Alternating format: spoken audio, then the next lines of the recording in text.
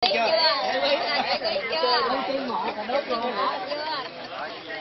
ha, chưa? Xong rồi, ta xong hết rồi. Cái đàn của anh để đâu? Để tủ, để ở nhà. Ủa sao không thấy? Anh em ra sao em không thấy? Để đi tủ lạnh. Vậy hai chạy vô tủ lạnh đi chơi hai.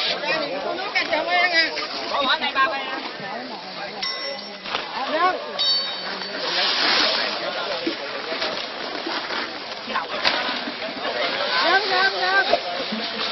Không đi đường này. Đi đường này. Từ từ đi, khoan đi. Ào quá là không giả rồi chắc nguy hiểm lắm á.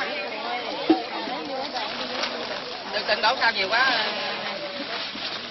Mấy mình không kia chết chưa? Đây bao nè, bỏ đây bao đi.